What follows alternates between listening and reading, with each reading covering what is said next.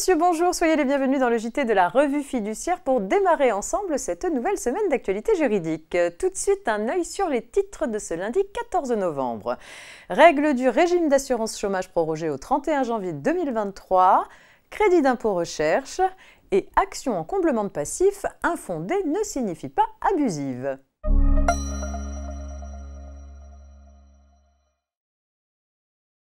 Le décret du 26 juillet 2019 qui fixe le règlement d'assurance chômage est arrivé à expiration le 1er novembre 2022. Un décret du 29 octobre dernier a prolongé au-delà du 1er novembre 2022 jusqu'au 31 janvier 2023 les règles prévues par ce décret modifié et en particulier celles relatives à l'indemnisation du chômage ainsi que le dispositif de bonus-malus sur la cotisation patronale applicable aux employeurs de 11 salariés et plus de certains secteurs d'activité. Ce décret du 29 octobre a été pris dans l'attente du décret à venir qui sera publié en application de la loi Marché du travail.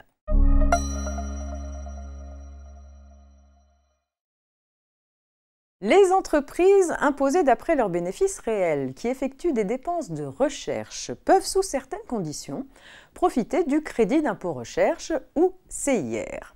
Les dépenses de personnel de chercheurs et techniciens de recherche sont prises en compte dans l'assiette de ce CIR au titre du temps consacré par ces personnes directement et exclusivement à des activités éligibles.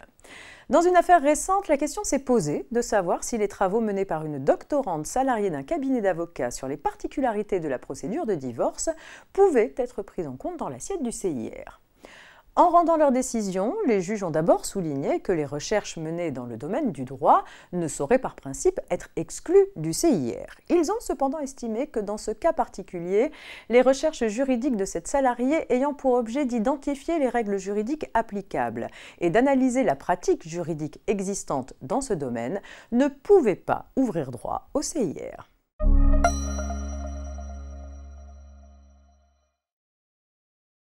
Le dirigeant d'une société en liquidation judiciaire peut être condamné à combler tout ou partie de l'insuffisance d'actifs en cas de faute de gestion y ayant contribué. Demander en justice que l'insuffisance d'actifs soit totalement comblée ne constitue pas forcément un abus de la part du liquidateur, comme l'illustre une récente affaire.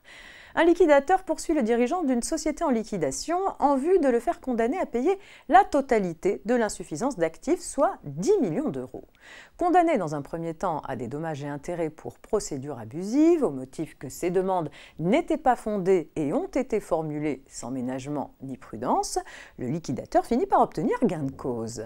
Les juges considèrent en effet que dans une action en comblement de passif, si le liquidateur doit bien prouver une faute de gestion ayant contribué à l'insuffisance d'actifs, il n'a pas en revanche à établir dans quelle proportion ni à limiter le montant de sa demande. Son action ne peut dès lors être jugée abusive du seul fait que ces demandes se sont révélées infondées.